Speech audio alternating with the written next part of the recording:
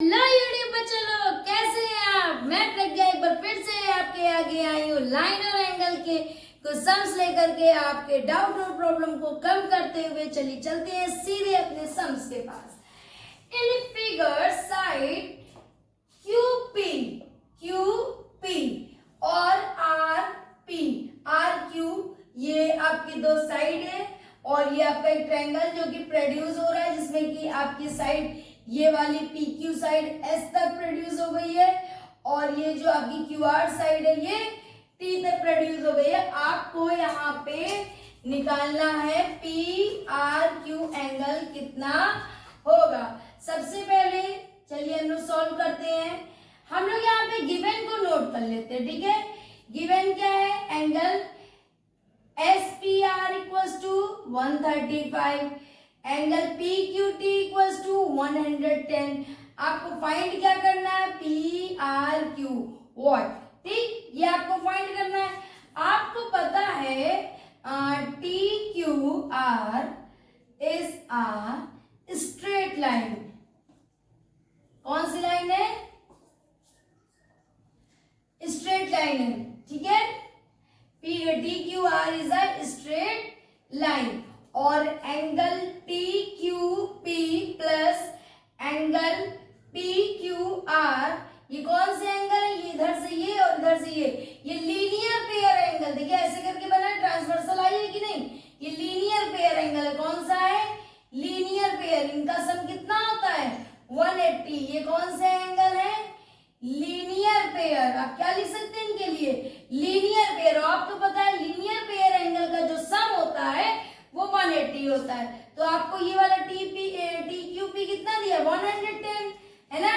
Angle P Q R कितना है, ये तो आपको निकालना है अभी यहाँ पे। ये इससे सब्ट्रैक्ट होगा। P Q R equals to 180 minus 110 equals to 70 degree. P Q R कितना आ गया, ये वाला आपका एंगल 70 डिग्री। That's nice. अब आगे आते हैं और हम थोड़ा सा और बात करते हैं। देखिए ये लाइन आगे प्रोड्यूस हुई, यहाँ पे एक एंगल बना है। आपको भी पता है ट्रायंगल की एक प्रॉपर्टी होती है कि जो एक्सटीरियर एंगल होता है, ये जो एक्सटीरियर एंगल होता है ये अंदर के दो अपोजिट एंगल के सम के इक्वल होता है। तो हम कह सकते हैं the sum of opposite angle is equal to exterior angle. ये किसकी प्रॉपर्टी है, ट्रायंगल की प्रॉपर्टी है। According to property of triangle, according to property of triangle है ना। क्या है, the sum of opposite interior angle equals to exterior angle है ना। तो देखिए आप ये एक्सटीरियर एंगल है ट्रायंगल का और ये दोनों कैसे इंटीरियर, जिसमें इस एंगल की वैल्यू कितनी है 70, इस एंगल की वैल्यू कितनी है 135। तो सम ऑफ एक्सटीरियर एंगल, तो कौन कौन से एक्सटीरियर एंगल बन रहे हैं, angle P Q R plus angle बन रहा है आपका P R Q equals to और ये आपका एक्सटीरियर एंगल बन रहा है एस पी आर, ठीक है। पी क्यू आर कितना है आपका 70 डिग्री। पी आर क्यू कितना है, यही आपको फाइंड करना है बेटा। पी आर क्यू आपको नहीं पता। एक्सटीरियर एंगल कितना है 135। इतनी चीज आपको समझ में आई। अब चलते हैं थोड़ा सा आगे, यहाँ पे वर्क करते हैं। इसको ऐसे करिए, अभी देखिए 70 इस साइड आएगा, सब्ट्रैक्ट होगा कि नहीं। Angle P R Q equals to 135 minus 70 हुआ कि नहीं हुआ। अब angle P Q R equals to आप 135 में से 70 लेस कर लीजिए, 5 का 5 और 13 में से आपका 7 गया, 6 बचा, कितना आ गया 65 डिग्री। बच्चा समझ में आया ना, 65 डिग्री। आपको ये ट्रायंगल की प्रॉपर्टी लर्न करनी है। ट्रायंगल की प्रॉपर्टी होती है the sum of opposite interior angle equals to exterior angle. ये तो आपको कई बार बता चुके हैं, नोट कर लीजिए आप जल्दी से फटाक से, ठीक। अब देखिए आपका ये क्वेश्चन नोट हो गया। इसमें क्या कह रहे हैं, ये आपको फिगर में क्वेश्चन दिया है, find the reflexive angle. Reflexive angle क्या होता है, जो 360 से बाहर आ जाए, ठीक है। अब देखिए इसका ये रिफ्लेक्सिव बन रहा है, क्या बन रहा है, ये रिफ्लेक्सिव अंदर का हिस्सा होता है, ये जो बाहर का हिस्सा होता है वो होता है, ये जो वर्टेक्स के बाहर का हिस्सा होता है, ये आपका कौन सा एंगल बनाता है, रिफ्लेक्सिव एंगल बनाता है कि नहीं बनाता है। चलते हैं, हमें क्या करना है, सबसे पहले चलिए फाइंड करना है। ऐसा करिए, सबसे पहले तो एक यहां से पैरेलल लाइन ड्रॉ कर दीजिए।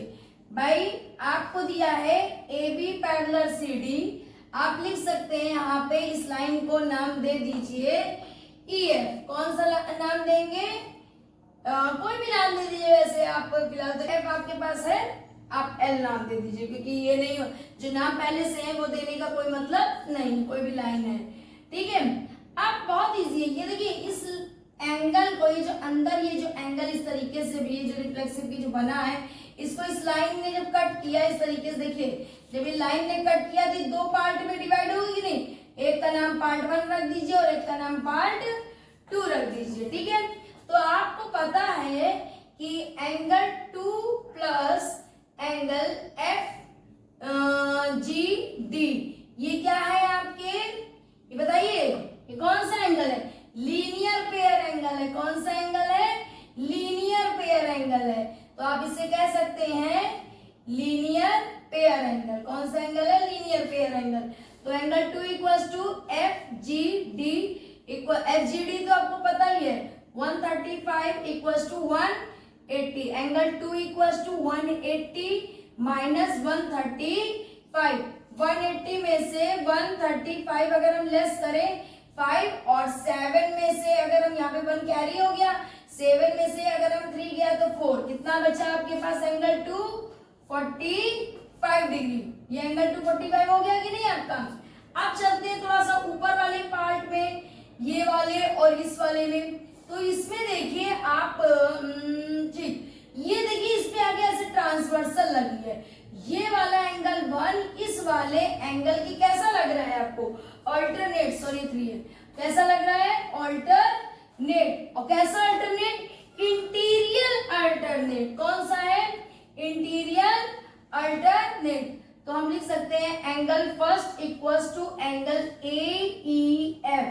क्यों, क्योंकि आप लिख सकते हैं interior alternate, interior alternate angle, ठीक है।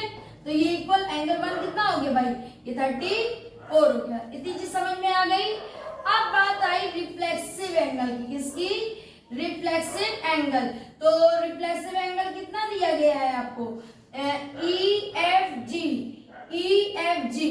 तो रिफ्लेक्सिव एंगल निकालने के लिए 360 से माइनस कर दीजिए जो इसके इंटरनल एंगल ये दोनों लिखे हैं, minus angle plus angle 1 plus angle 2, 360 equal minus, अब एंगल 1 कितना है आपका 34 और एंगल 2 कितना है 45, इनका सम करिए 34 और 45 का 9 हो गया और ये हो गया 79। समझ में आया।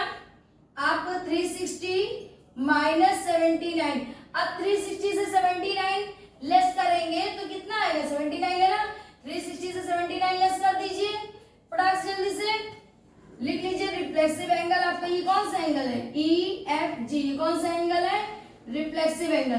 तो लिखिए reflex angle E F G equals to 360 से अगर आप 79 लेस करेंगे 10, 10 में से 1 और यहाँ पे बचा 5 कैरी लिया, यहाँ पे 8 बचा और यहाँ पे कितना बचा 2, तो कितना आ गया 281 डिग्री। समझ में आया बेटा, ये क्वेश्चन बहुत इंपॉर्टेंट है।